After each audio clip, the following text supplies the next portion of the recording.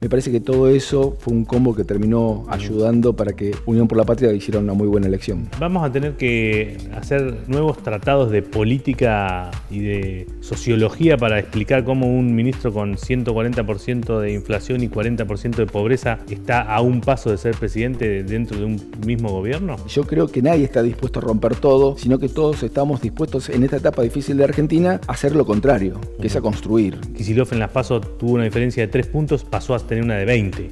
Hubo una acentuación de los logros de Axel. Esas cuestiones logran tapar algunas otras, como por ejemplo las cuestiones más vinculadas con la corrupción. Yo soy respetuoso de la decisión del voto de cada persona. ¿Con qué mensaje van a buscar y a quién apuntan ustedes para que se acerque a la propuesta de ustedes? Yo creo que, vuelvo a decir, desde las PASO a esta parte, vamos a seguir con el mismo mensaje. Como lo está haciendo en esta etapa Sergio, escuchando a todos, intentando dar respuesta a todos e intentar de equilibrar las necesidades también desde el gobierno mismo. Me parece que tenemos que comenzar a forjar una mirada donde el todo sea más importante que el uno.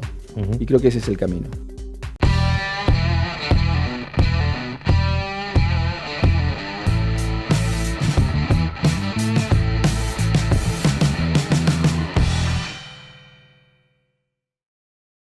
Primera cuestión, estamos a horas de haber ocurrido un episodio fundamental que es las elecciones generales con un resultado para muchos sorpresivo. ¿Para ustedes? ¿Para vos? No, nosotros lo veníamos visualizando que iba a haber un voto que se iba a modificar, que efectivamente después de las PASO la presencia de Sergio en los debates había sido muy buena.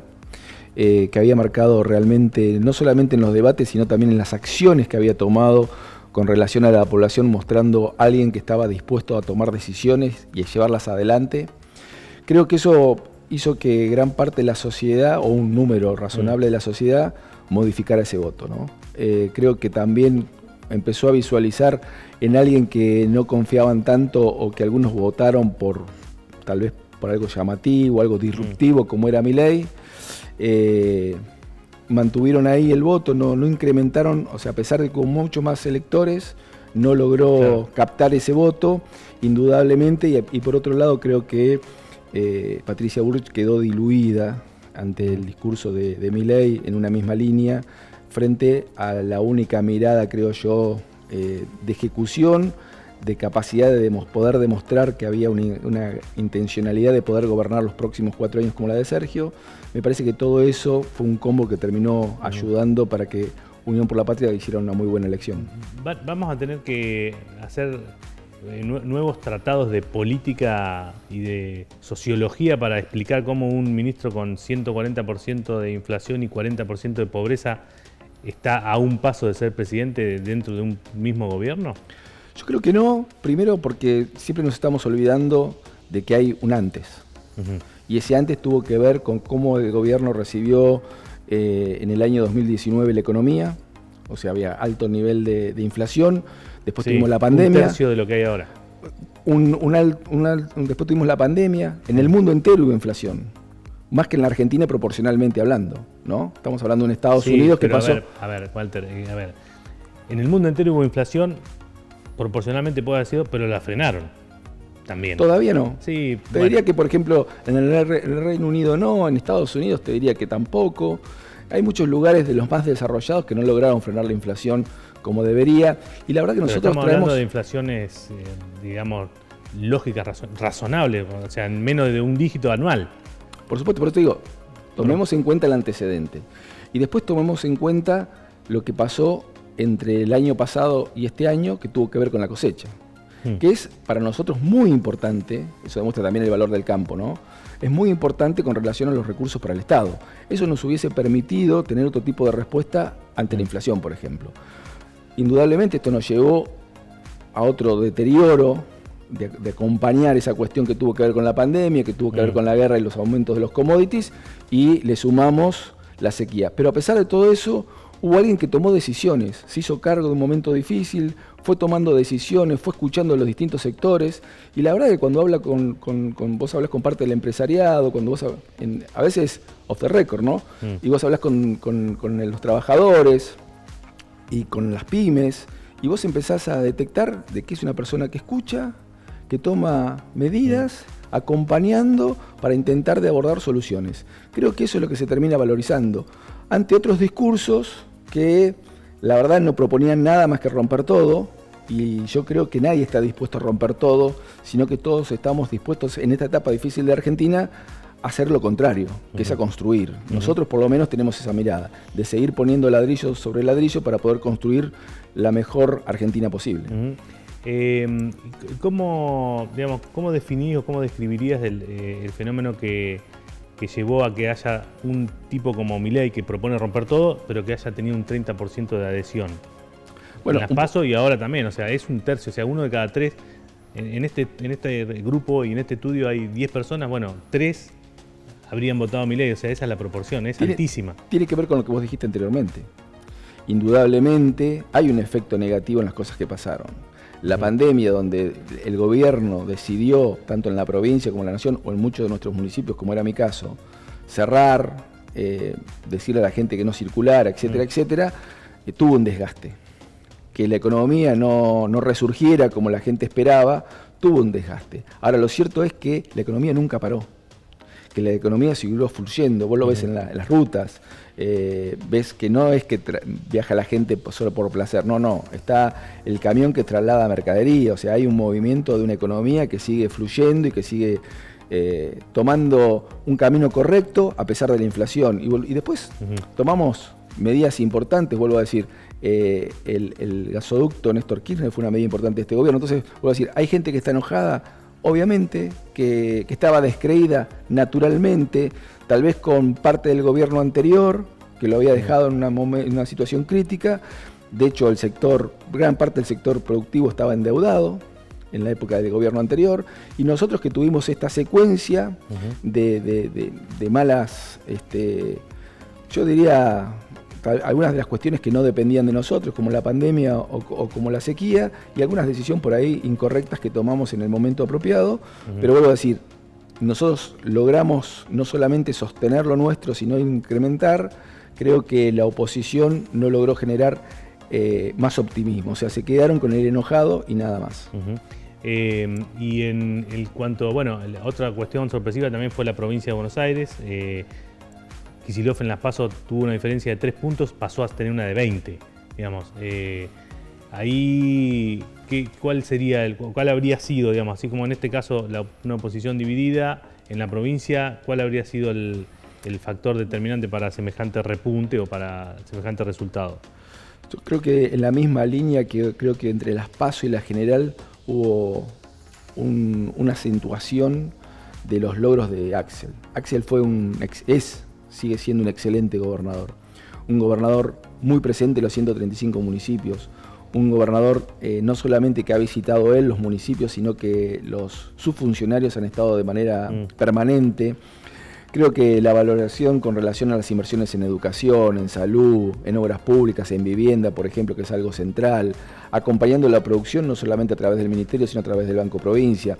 Me parece que cuando uno empieza a explicar mucho más claramente esto, contra las otras fuerzas que tienen que también explicar qué es lo que hicieron o qué es lo que van a hacer, bueno, la gente termina decidiendo el voto entiendo yo, por lo positivo, ¿no? Por lo que ya se hizo, por lo concreto, por lo que se puede mostrar y se puede visualizar. Digamos, esas cuestiones logran tapar algunas otras, como por ejemplo las cuestiones más vinculadas con la corrupción, por ejemplo, para dar un caso, digo, poniendo muy puntualmente el caso de Loma de Zamora, donde sacaron 10 puntos más que en las PASO, digo. No hay forma, digamos, la gente con que tenga resuelto, no sé, la comida del día, no le importa otra cosa. ¿Cómo vislumbran ustedes esa cuestión? Yo soy respetuoso de la decisión del voto de cada persona. Y creo que las personas valorizan lo que tienen que valorizar de acuerdo a su punto de vista. Y yo en ese punto no soy despectivo con relación a nadie. Creo que se termina valorizando las cuestiones, vuelvo a decir, las cuestiones positivas, poniendo en la balanza cada situación. Pero y esas cosas, esa no entra en la negativa, no entra. No, yo creo que sí, yo creo que tiene una valorización, indudablemente. Y de hecho los medios lo pusieron muy en boga durante todo el tiempo para que justamente el vecino y la vecina de esta provincia de Buenos Aires lo vieran. Con lo cual no hay forma de decir no lo quisieron mostrar, no se mostró, por eso la gente no lo visualizó. O sea, lo tuvieron muy presente al momento de votar, sin embargo, fueron por lo positivo, vuelvo a decir. Acá hubo una provincia absolutamente en marcha, dando respuesta a cada necesidad con un derecho, y ese es el mensaje del gobernador. Y las cosas están a las claras con la cantidad de instituciones educativas que se inauguraron en este periodo, con la cantidad de viviendas que se pusieron en marcha, y además con la cantidad, por ejemplo, de un programa, para mi gusto además muy interesante y muy bueno, pero que además fue innovador, como el estabilizado de los caminos rurales. Entonces me parece que es una respuesta a la producción, una respuesta al arraigo, una respuesta al interior. Me parece, vuelvo a decir, que tenemos un gobernador muy presente, con hechos concretos positivos, y que a veces hay dentro de las cuestiones, como en la vida misma de cada uno, hay hechos negativos, y uno siempre pone en la balanza lo positivo y lo negativo. Bueno, terminó las claras, que valorizó lo positivo. Tiene que votar una sola vez, no puede votar dos cosas. No puede votar por cada tema, claro, ¿no? Claro. O sea, no es este tema es mucho, este tema es poco, va de las cloacas. Está bien, y eso está bien, una mirada de mucho respeto hacia el ciudadano. Y como dirigente, digamos, ¿cuál es el mensaje en el cual te plantás vos y en el cual vos tenías ahí al lado tuyo a uno de esas figuras que ahora están tan cuestionadas por la corrupción? Pero yo quiero decir, así como vos decís, mira, hay un gobierno que funciona bien, el de al lado, y otro que funciona mal. Bueno, yo creo que cada uno es responsable individualmente por los actos. Creo que nosotros tenemos obviamente que intentar, como lo hacemos desde el punto de vista, por lo menos nosotros desde la gestión de Carlos Casares, ir por las cuestiones positivas, valorizar y demostrarle a nuestros vecinos las buenas cosas que hacemos, y las cosas malas están, y bueno, hay que intentar de que sean menos y seguir avanzando sobre las cuestiones positivas. Y ponerle puntualmente, estás en la legislatura, digo, en esta cuestión de lo que pasó en la legislatura, de alguna postura o propuesta para tratar de evitar estas cuestiones, se están analizando, ¿cómo lo miran hacia adentro? Porque hacia afuera mucho no se habló, digamos, los legisladores. Yo te agradezco que hayas venido para hablarlo. Yo creo que sí, uno no tiene por qué ocultarse de nada. Me parece que hay cosas que no están bien y hay que resolverlas, pero digamos, no nos podemos detener solo en eso. No podemos estar todo el tiempo hablando de las cuestiones negativas, cargándoles la tinta a los vecinos sobre las cuestiones negativas y no hablar de lo positivo. Creo que las cuestiones positivas son las que nos terminan recargando de energía, nos terminan transformando en algo que florece, en algo que avanza, en algo que crece. Y yo voy por ese lado, ¿no? O sea, no me detengo en lo negativo. Es como en la vida, cuando vos te enfermás. O sea, si estás todo el día pensando que estás enfermo, no te levantás más de la cama. Tenés que ver cómo encontrás el lado positivo para levantarte y cuando suena el despertador, arrancar. Bueno, yo soy de los que piensan todo el tiempo cómo hago para seguir avanzando en el día a día. Y me parece que la mayoría de los y las bonaerenses también tienen esa mirada. Bueno, a ver, vamos por lo positivo. Y lo negativo hay que tratar de resolverlo, tomar el medicamento adecuado para que esto se vaya resolviendo. ¿Y cuál sigamos avanzando? ¿Están viendo en algún medicamento? Hay que hacer algunas correcciones. Creo que como todas las cosas habrá que hacer correcciones en los lugares que competen para que estas cuestiones se resuelvan y no vuelvan a suceder. Bien. Viene ahora una etapa clave. Hay que ir a buscar, ustedes de Unión por la Patria, tienen que ir a buscar al voto que quedó ahí remanente, para decirlo de alguna manera, entre Unión por la Patria y Milei. En este momento está ocurriendo una situación bastante parecida, particular en Juntos por el Cambio, con prácticamente una implosión. ¿Con qué mensaje van a buscar y a quién apuntan ustedes para que se acerque a la propuesta de ustedes? Yo creo que, vuelvo a decir, desde las PASO a esta parte, vamos a seguir con el mismo mensaje, ¿no? Nosotros somos de los que pensamos que el gasoducto Néstor Kirchner valió la pena y que eso tuvo que ver con una inversión del Estado. Que tener la soberanía energética tiene sentido, que seguir apostando a la minería tiene sentido, que tiene sentido la producción y que tiene sentido la presencia del Estado, que tiene sentido que sigamos acompañando la educación y la salud, que tiene sentido que sigamos acompañando a los adultos mayores, que tiene sentido que sigamos acompañando a las personas con un cierto grado de discapacidad. Tiene sentido que el Estado esté presente para acompañar las necesidades. Volvemos a decir, como dice el gobernador, detrás de una necesidad hay un derecho, hay que intentar estar presente y eso lo tiene que hacer el Estado. El sector privado, ¿por qué no hay una clínica en Carlos Casares? ¿Cuál es la pregunta? ¿Por qué no hay negocio? Bueno, ¿por qué, digamos, la única escuela privada que existe en Carlos Casares tiene subsidios del Estado? Porque si no, tendría que cerrar.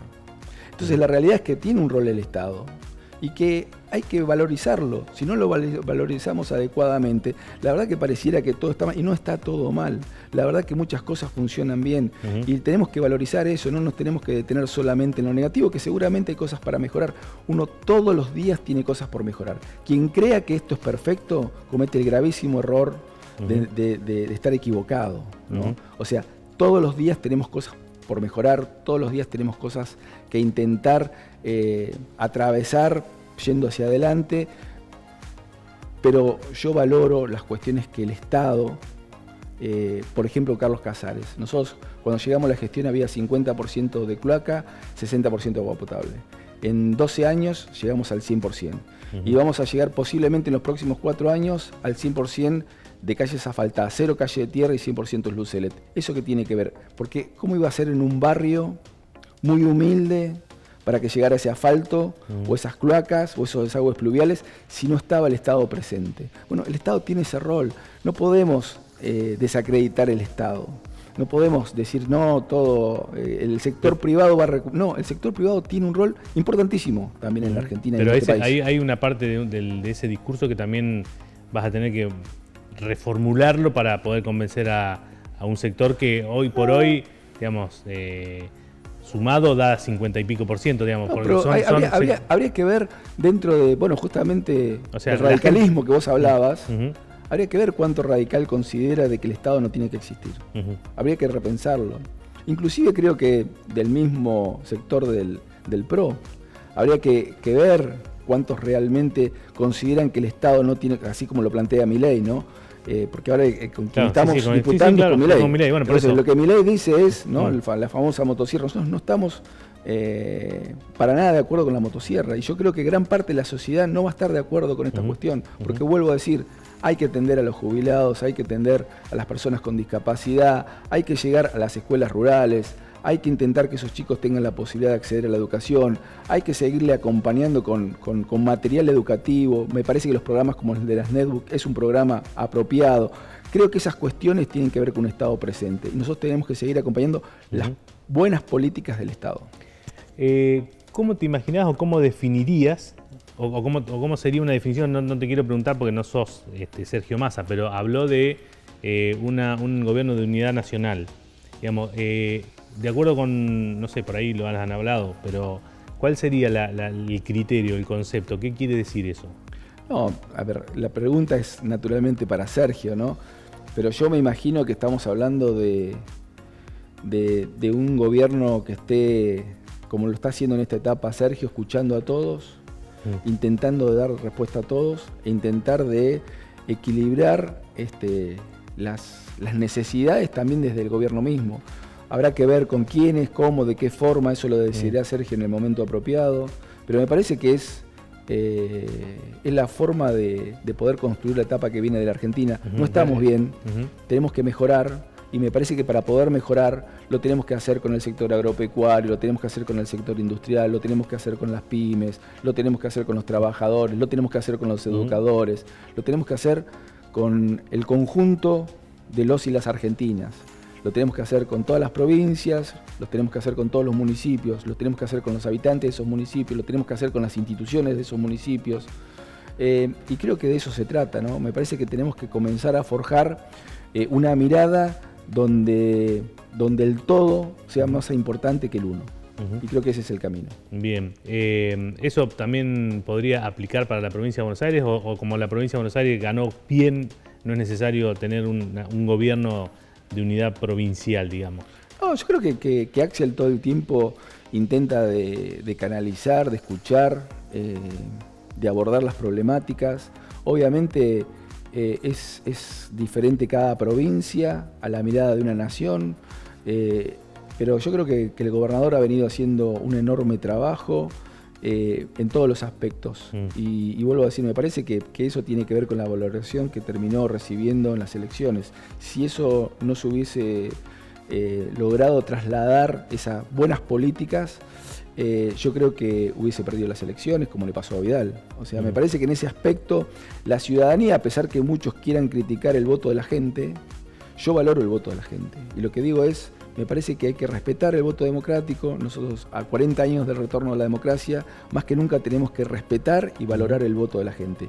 Si alguien, como el gobernador Axel Kicillof, superó el 40%, quiere decir que, y con una brecha muy importante con relación al segundo y mucho más con relación al tercero, me parece a mí que tiene que ver con que está haciendo un gran gobierno, que está dando grandes respuestas y claramente es una provincia que está avanzando a pasos agigantados, teniendo en consideración, obviamente, y él lo dice y lo decimos creo quienes estamos en este espacio, esta es la provincia que es la locomotora del país, ¿no? Entonces tenemos que intentar de ver cómo la acompañamos con políticas nacionales también para que esta provincia siga siendo esa locomotora que el país necesita para seguir creciendo.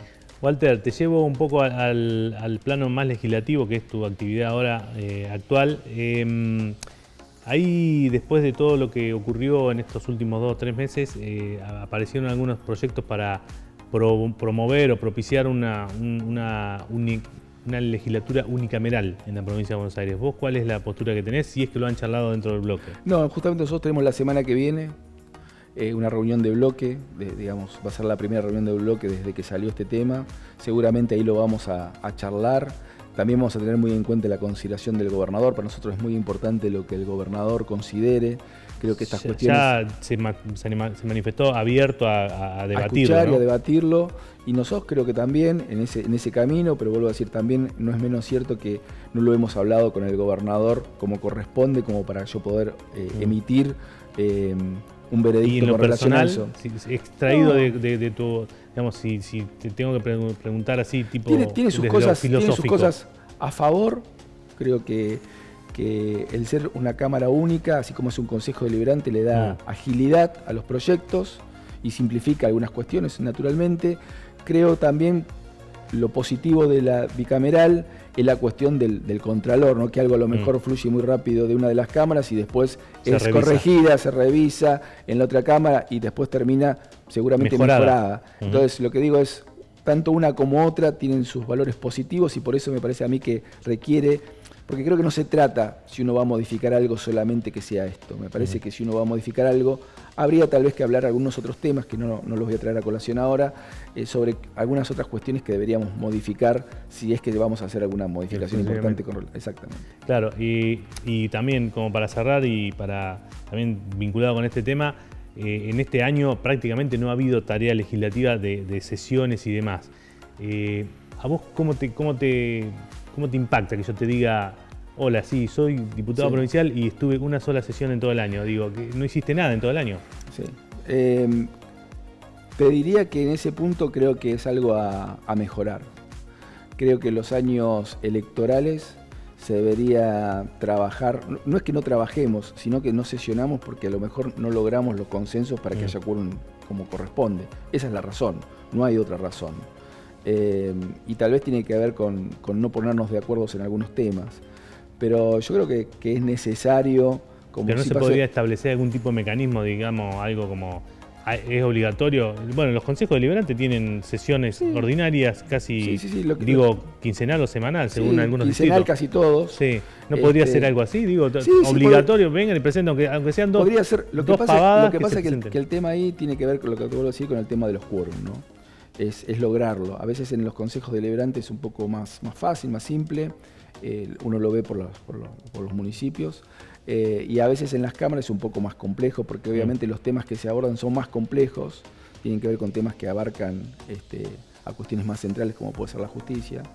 Y a veces esto hace que las cosas no fluyan como correspondería. Pero bueno, justamente en esto que hablamos, de si tiene que ser una cámara única, tiene que ser 2 cámaras, o cómo debería funcionar, tal vez es de los temas que deberían constar de alguna manera algún esquema, como para que si no hay quórum haya un llamado más rápido y bueno, de alguna forma quede más en evidencia el por qué porque hay una explicación. Claro, hay una explicación que es que hay tanta paridad que... uno solo, que se corra de los dos. En este momento había 2 espacios políticos donde uno de los 2 bloques no estaba de acuerdo, se generaba un inconveniente. Walter, muchas gracias. No, por favor, gracias a ustedes.